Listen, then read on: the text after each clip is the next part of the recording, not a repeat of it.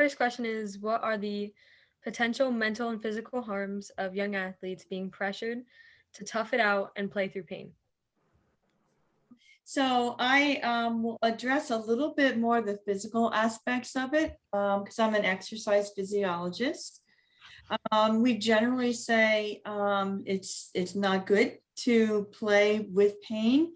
Pain is your body's warning sign that there's something wrong. And so in many cases, feeling pressure to play through pain can make the injury worse. And can end up leading to a more prolonged recovery period. And so that is something that we recommend with exercise in general, but also with athletes. And it's important to have a culture on your team where athletes don't feel like they need to play through pain, like they feel open to be able to communicate with the coaches that they are having some discomfort so that can be addressed. It's better to address it earlier than to play through it where it could become worse. So that's a little bit of what I would say from the physical standpoint. Well, Michele and I are both happy you invited us on today, and we're a pretty good team because Michele specializes in exercise physiology and I specialize in sports psychology. And when you're talking about pain, you know, what Michele said is absolutely right from the physical point of view. But when you talk about the mental point of view, you hear no pain, no gain, you know? So is there a difference between mental pain and physical pain? It's sort of like, is there a difference between appetite and hunger? You know, appetite is, oh, I want dessert after you eat a full meal, and hunger is when a celery stick looks good. So there's a story I really like. James Councilman was probably America's greatest swimming coach ever. And the first day of practice every year, he had all the swimmers come on the deck. Now, basically, the Olympic team was made up of Indiana University swimmers back in the 50s and 60s. And the first thing he told his athletes, he said, if you want to swim for Indiana University, every day you have to come here and train until you hurt. But if you have higher goals and you want to be an NCAA or a national champ, you have to swim until you're in pain. But if you want to be a world champion or Olympic champion, you have to swim until you're in agony. So, of course, he's not talking about hurting your body so much that you can't, you know, you have to go to the hospital. But, you know, we have to, if you don't stretch your limits, you set your limits. So, you know, no pain, no gain, that doesn't work physically, but psychologically, our mind, see, what is the purpose of the brain? The purpose of the brain is survival. And, you know, our brain doesn't want us to stretch our limits. So it's really a very tricky question as to what your limits are. And most people, like Michele and I, our offices, remember way back when our office was right by the pool? Mm-hmm. Every day I used to go and watch the swimming team practice. And this was probably for more than 20 years. I never saw anybody train so hard that they passed out in the pool. You know, that never, ever happened. So usually we do not stretch ourselves psychologically. Sometimes we do it physically, but we don't stretch ourselves enough psychologically. I'm going to add just a little bit more to that. And, you know, and I was answering that question really more from an orthopedic standpoint, where you have pain in and around a joint. But when you're exercising at a high intensity, you can have discomfort just because you're generating a significant amount of lactic acid. And being an athlete and being able to train at that level can really help you improve your performance. And so, and there is a psychological aspect to that discomfort as well. So with intensity, it is possible to be working at a level of discomfort because of waste products and lactic acid that is being generated. And that's okay, and can actually be beneficial. And we are stretching ourselves a little bit at that point so that we can improve our performance. So that is a good way of stretching yourself, but then and stretching yourself from a mental aspect. But I would have concerns about specifically joint pain. As a follow-up, my next question would be, what do you think the effects on the mental and physical health of an athlete who overtrains and doesn't eat enough of the calories and nutrients they need? That's a really good follow-up because I think it gets at your limits. So to be able to make gains in performance, you do have to push your body beyond what it is accustomed to doing. And so we need to do that. We call that the principle of progressive overload. And we can do that with endurance sports by pushing ourselves, by running a little bit longer or running more intensely. And we can do that in resistance exercise by lifting heavier weights or lifting them more times. And so we need to be able to push our body beyond what it's accustomed to doing to be able to see gains in performance. However, we can push our body a little bit further than that. And at that point, we push ourselves to the point where we call it overreaching, where we start to see a decline in performance, but we're still really pushing the envelope. We know that decline in performance can be reversed within a couple of days or a week or two, and that will help us to really achieve our optimal level of performance. If we go beyond that, where we're doing just way too much volume or a combination of too much exercise that's also intense, we can get to a point where we say it's overtraining. And in addition to seeing a decline in performance, we also start to see changes in mood state. People have a hard time sleeping. They're more susceptible to illness. They're more susceptible to injuries. And this is something that we want to try to avoid at all costs, because it would take weeks, months, a very long time to recover from a state of overtraining. And so I'm gonna, that's my intro into it. Rob, would you like to add to that? That was an excellent answer. Well, Katelyn, let me ask you a question. If we could tell you one thing to do that would make you a better student, a better athlete, and a happier person, would you do it? And we won't charge you any money. You become a better student, a better athlete, and a happier person. Yeah. Okay. How old are you? 15. Okay. If you sleep 9 hours a night, 9 hours a night, you're going to do better on the softball field. You're going to do better in school, and you're going to be happier. And will you do that? I would try. They say about trying is lying. So what I'd like you to do is I would like you to do this for 30 days, then get back to Michele and myself and tell me if it actually really, really helped you. So because research shows that it will. So we're really a very interesting point in sports evolution. We have sports psychologists and exercise physiologists and sports nutritionists and sports massage. We have everybody specializing in sports, but we don't have everybody following their advice. So, you know, there are sports nutritionists out there writing books, but nobody's reading the books and following the advice. So as Michele was saying, you know, basically it's very simple. You just have to listen to your body.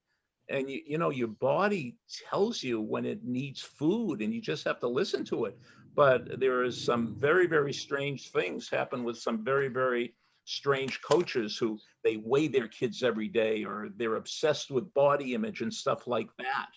But and that takes away from the performance, you know, maybe not immediately, but eventually. So it's in some ways we're becoming obsessed with performance, and especially for somebody your age, you know, the long term is, you know, you're just developing now, you know, you're just developing your skills. And so nothing is more important than your long-term development, both psychologically and physically. So to restrict yourself or to restrict food or to restrict sleep or anything like that is pretty crazy. And that's what gets kids to quit sports. Do you realize, this is an old study, but way back when Stanford University did a study, and tell me if this is true in your case, Katelyn, that by age 14, 75% of the kids in America quit competitive sports. Was that true with your peer group, that a lot of kids around age 14 quit softball? Yeah, I would say a lot of people like just went over to like one certain, or if they like still an athlete, or they quit like before high school. Yeah. They were just doing it for fun. And what do you think the two main reasons were that they quit? That it probably wasn't fun anymore. Say it again? That it probably wasn't like fun for them anymore. Yeah. Like, And what were the two reasons it wasn't fun? I know you know the answer. the pressure from like the coaches And the coaches and the parents. exactly. And what they say is pressures from parents and coaches. Imagine, I had a friend that coached 8 and under softball, and her team was never won a game. They were 0-16 one year, but she felt like she was the world's greatest coach because each and every one of her girls went out for the team next year. They all had such a good time. So let me just get this thing with parents down a little quicker. They know exactly what parents do. It's called PGA. So after your game, your game's over and you were great, and all you want to do is go to McDonald's, but your parents do the PGA, which is called the post-game analysis. Mom and dad are in the front seat, you're in the back seat, and your parents who know nothing about softball are telling you that, well, when the kid was on first base and it was 2 outs and it was 2-1 count, you should have done this and that and this and that. The post-game analysis drives kids crazy. Do you relate to that at all? Oh yeah. Yeah. So especially after a bad game. So what's the next question? So I was wondering whether the pressures from the parents or the coaches is like more harmful, like to the athlete. Whether both them together or one or the other? Like one of the, like which one like is more like, obviously both can be bad, but which one's the worst? Well, Michele really can't answer this because she had the perfect parents, But well, my quick take on it, Katelyn, is this: I think parents should be their kid's biggest fan. The kid already has a coach, so they don't need another coach. And then I don't know if this comes up in your classes, but Michele, but the biggest horror stories I hear in my classes are when your parents also coached you. Now, I'm not saying that's always bad, but that could be a powder keg. So the whole thing, if you're parenting an athlete, be the biggest fan. And when do your kids need you? Your kids do not need you when they win. When you win, people you don't even know congratulate you. But when you lose, that's when you need support. So, but parents definitely don't need to, be the coach. All they need is to be the supporter. What do you think, Michele? Oh, I agree. And I actually did have a parent that was a coach. My father coached the softball community team that I played on in the summers. But he was very low key and not high pressure. So that was good. I think that getting back to Katelyn's question, as a former athlete, I think the pressure coming from the parent would affect me more than the pressure coming from the coach. Yeah. And I think it's because you're in that environment all the time. You're living with your parents. And I had a unique, I guess a unique situation. I was also a field hockey player, and my mother at the time was the coach at Trenton State College, College in New Jersey now, for field hockey. And so I had that pressure. And my coaches actually felt pressure when she would attend the game because they knew that she was coaching at a local college. Mm-hmm.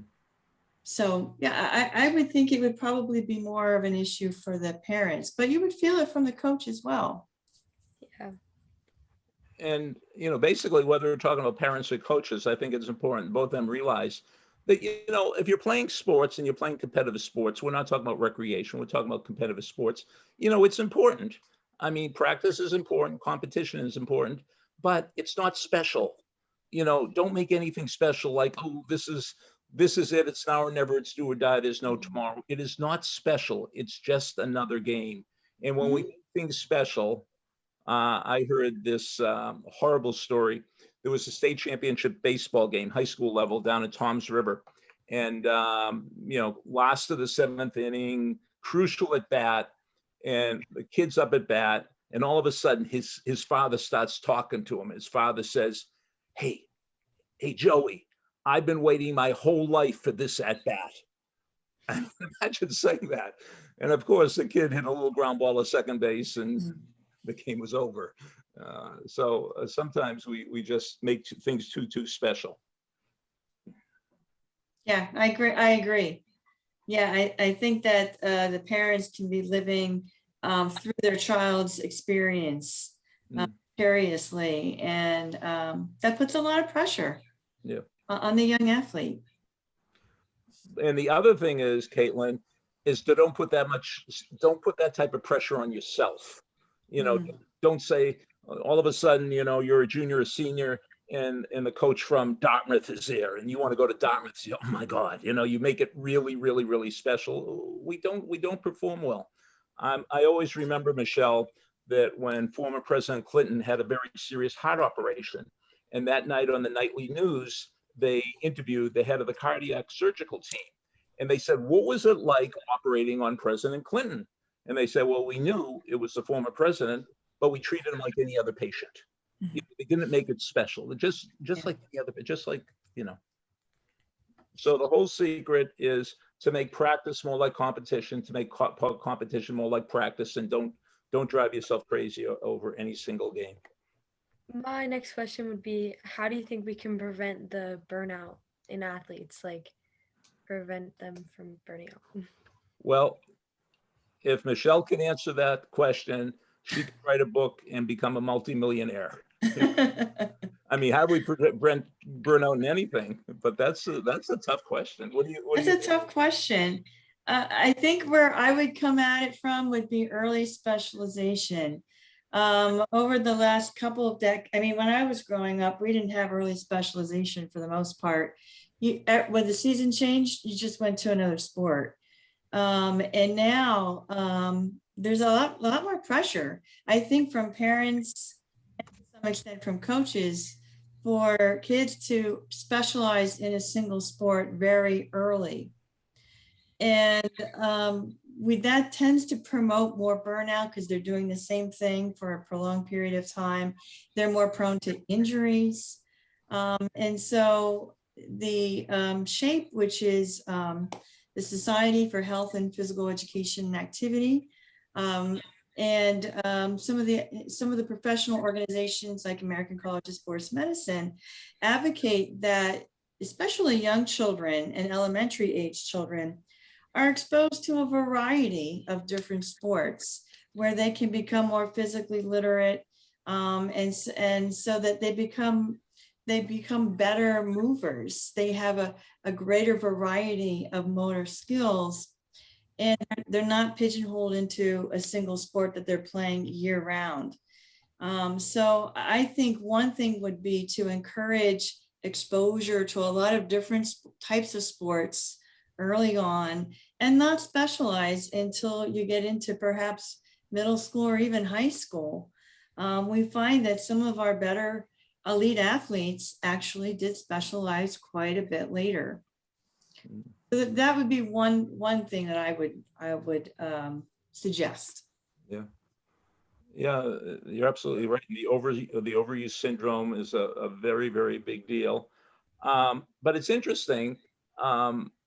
We talk about kids burning out in sports, but we never hear somebody burning out in chemistry, or the kid, the kid was writing too much. I mean, they just wrote so many essays. They loved writing essays. So it's very interesting that it's more sports specific. But I think what Michele is saying, that you really want to be well-rounded, not just so you won't have the overuse syndrome, because I was just listening to the radio today. The number one draft choice of the Jets, the quarterback from BYU, he was saying he was playing like 120, 130 basketball games a year. I mean, basketball was his big sport in high school. He played much more basketball than he did, but that helped him being a quarterback. So, but once again, you don't want to just overdo it. It's like Goldilocks. You don't want to do too much. You don't want to do too little. You want to do it just right. I would also say, and this is really more your realm, Rob, is to make it fun. Yeah. To really cut down on the pressure.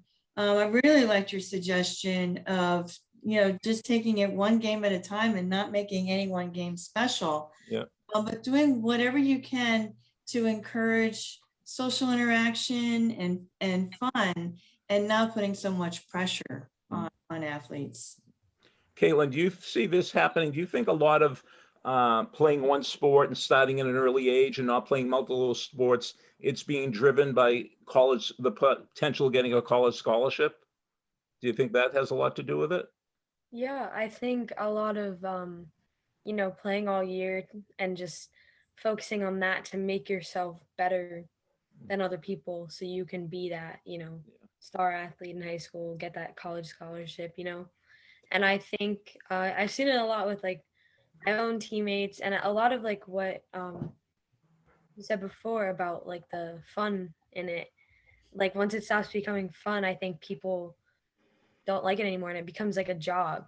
And Yeah. like jobs you wanna like love your work and want to do that. And I think that's the same thing for sports. Yeah. Yeah, exactly. It's really kind of discouraging if you look at how many billions of dollars in athletic scholarships are given out. I think most recently I read $3.6 billion. And you say, wow, that's not a lot of money. I mean, it's like 170 billion in academic scholarships. So if you want a scholarship, it's much more likely, don't go to softball practice, go to Kumon for math, I mean, that's where it is. And then I don't know that much about softball at the college level, Katelyn, but I know baseball, it's very rare for a baseball team to give out one full scholarship. Basketball and football give out a lot of full scholarships, but baseball, they give partial scholarships. So it's, unless you're a big time football or basketball player, if you're not doing it, and that's what's nice about Division III. There are no scholarships, and people who are doing a Division III usually love it. They love the sport. Mm-hmm. So that's why you should come to Montclair State. Yeah, I definitely agree with the Division III thing, because a lot of girls on my team, my high school team, some that are really good, like told me they would really just rather go to a Division III college so that they can still like live their lives and be happy while still doing the thing they love, because there's like they said that it's a lot more pressure, Division I, and a lot more time commitment, and they just want to do it for fun. Mm-hmm. Yeah, the other day I had Ellie Cooper, the former captain of the Florida State University softball team. And I mean, this is her life. I mean, it was when she was there. I mean, she, of course, she went to school, but this was a full-time commitment. This was not during the softball season. It's not like she had time to do anything else. Another question I have is, do you think that eating disorders in athletes can come from issues stemming in like the culture of competitive sports? And do you think that could also lead, like the pressure of the sports and the culture can lead to like body image issues as well? Well, you hit that nail on the head. I once worked with a young woman who went to school down at a Southeast Conference school, and she didn't go to the school with an eating disorder. But every single morning, the first thing you did, if you were on the gymnastics team, is you went down to the gym and the coach weighed you in every single day. And kids on the team developed an eating disorder. Do you have anything to add to that, Michele? Well, we see that quite a bit in gymnastics. We see it in cross-country runners, to some extent in swimming and diving. A lot of your more aesthetic types of sports, that's pretty common. So it's not unusual for the pressure of the sport, not necessarily only at the elite level, but really at all different levels. for athletes to develop a real obsession with their body weight because of their body image not being healthy. And that can lead to either disordered eating or more serious eating disorder, where they're truly obsessed. It takes over their life and really interferes with their daily activities, with trying to maintain a very thin body type. And that has implications for their health. It has some immediate effects on their bone. It can have immediate effects on their bone density, increasing their risk for stress fractures. It also has long-term impacts for osteoporosis. But also, having an eating disorder is a very, very serious condition that is tough to get to get through. So I agree with Rob that the sport culture, particularly in certain sports, can increase the likelihood of someone developing a disorder or an eating disorder.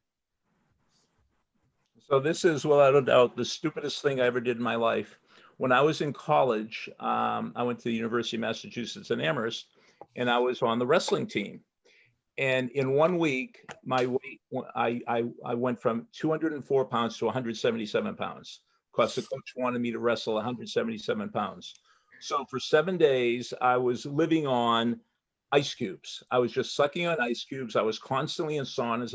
And now, back then, Michele, we didn't know that this could kill you with the electrolyte imbalance or something? Mm-hmm. Yeah, yeah. I mean, I'm lucky I survived because since then we've had and now they have weigh-ins are different. But of course, I weighed in 5 hours before the match at 177. And then that night when I wrestled, I weighed 192, because I just started drinking. But that is, and nobody told me not to do it. Everybody just said, hey, what's your weight? What's your weight? But nowadays that's like crazy. Absolutely crazy.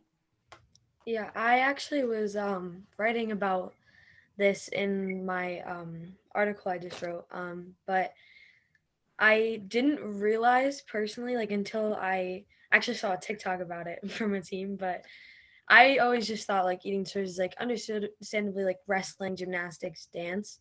But then one day I was on TikTok and I saw that this soccer team was saying like they had a class about it, like eating disorders, disordered eating, and they realized they all had some form of one of the two. And like it kind of like clicked to me, like to be that Division I athlete, like whether it's comes from the coaches or just like the name of it itself, like a lot of them was something they were struggling with. And like I didn't realize until like then that it could be so common among a lot of different sports, not just the sports that's dependent on your weight. And where it might be most dangerous is with professional ballet dancers. Every once in a while you hear these beautiful people you say on stage in Swan Lake and you read that she just died, and Michele, for a female, when do you have to worry when the percent body fat gets how low? Well, we usually say for females is a range around 10 to 12% body fat, where it's your minimal level of body fat. But the telltale sign is when you lose your menstrual cycle and you become amenorrheic, which actually happened to me as an athlete. I was a field hockey player through college, two sports, but in my sophomore year, I didn't have an eating disorder. I was training really hard. We had a new coach, and I just didn't happen to be eating enough. And I lost my menstrual cycle for the entire season. And my old coach came up to me and she said, you're really thin. Are you eating? And I said, well, yeah, of course I am. I'm fine. I did not know what female athlete triad was at the time. But it's a lot more common than you think. And in my case, I was displaying disordered eating, where I think it was ignorant eating. I just wasn't paying attention. I needed to be eating more to account for the amount of training I was doing. But you can have disordered eating, or it can become the more serious eating disorder with the psychological aspect to it. But I think it's fairly common, and it doesn't necessarily have to be gymnastics or figure skating or some of those endurance-based sports. And so it's really something, especially if you lose your menstrual cycle for a month or two, or it becomes so that it's prolonged. So maybe you're getting it every, I don't know, 45, 60 days instead of every 30 days. That's a warning sign that you're not eating enough to support your training. And is it true, Michele, that most like international runners, female runners, probably fall into that category? I think so. Uh, And we see in gymnastics in particular, many people that are training so hard that they delay when they start menstruating by a couple of years because of their level of training. And that's all part of the female athlete triad, where the caloric intake is not enough to support what your body needs in addition to the needs of the training. And so what happens is that it starts to shut down the reproductive system, and we lose our menstrual cycles, but we also lose a lot of bone density when that happens. And people say, okay, well, when your season is over, you stop training, you get it back, no big deal. But your bone density is not completely recoverable. So you'll never have the bone density that you would have had you not become amenorrheic for that period of time. I think a big part of sports right now that a lot of different people are dealing with is, how do you think like it affects someone when the sport that's been their whole life and their whole personality, like competitively, not competitively, whatever it is, when they can't play anymore or playing poorly, like how do they deal with that? How does it affect them? Rob, I'm going to throw that over to you. That's a very, very interesting question. And a matter of fact, but it's not a new question, because in 1896, a British poet named A.E. Housman wrote a poem called "To an Athlete Dying Young." And the poem was about a young athlete who died. And the gist of the poem is that as an athlete, we die twice. We die once when we leave our sport, and we die the second time when we actually physically die. So, and they say there's a lot of glory to dying young, like John F. Kennedy. He died when he was in his mid-40s, and we still remember him in his most vibrant self. We never saw him as an old man. And so that's what we're talking about. As an athlete, we die when we leave our sport, and we die when we reach old age. So it's nobody's saying it's easy to, but you kept playing field hockey, didn't you? I played field hockey through college. After my senior year, I stopped playing because I knew I already had knee issues, and I didn't want to. Because our colleague Rhea Arnold, she kept playing forever, didn't she? She did keep playing. Yeah. So it's looking for ways to maintain your activity level other ways. But I also think it's not wrapping up your entire identity as an athlete, but also thinking about, well, what am I as a person, and not have that all be wrapped up in sport. So what are other aspects of my being, and really trying to I guess really hold on to that too when you leave your sport, but then also look for ways to maintain your activity. So there are other ways to, you may not be in competitive softball anymore, but there are leagues out there as well. Michele, there's an interesting town called Norwich, Vermont. In Norwich, Vermont, even though it's a very, very tiny town, every Winter Olympics, they have one or two kids on the Olympic team, especially in the Nordic sports. And what happens is the people in Norwich, it's such a fine place to live, they become Olympic participants, then they come back and they live in Norwich, and then they start training the younger generation. So they're always, and not only training, but they also have the passion for the sport up there, like cross-country skiing. I think cross-country skiing is one of the big sports in Norwich. But they actually wrote a book called Norwich about this town that's almost idyllic, that has a plethora of athletes. Interesting. And we get a lot of people in our graduate program who were athletes and are coming into the program. It's sport administration, but they're looking for a way to just stay tied to the sport, even though they're not necessarily competing anymore. But whether it be working as a coach, working as an academic advisor with athletes, there are other ways to stay connected to sport, even if you're no longer in the main competition phase of your life anymore. Yeah. Okay, so I just want to say thank you to both of you for coming and sharing with everyone. I know personally, I definitely learned a lot, so thank you. So we have a question for you. Are you going to become a professional sports journalist or a professional athlete? I have no idea. Oh. You have time. You have time to figure that out. It was a pleasure being here, and really appreciate the questions and being able to speak with you and Rob. It's been a real pleasure. Thank you so much, Katelyn.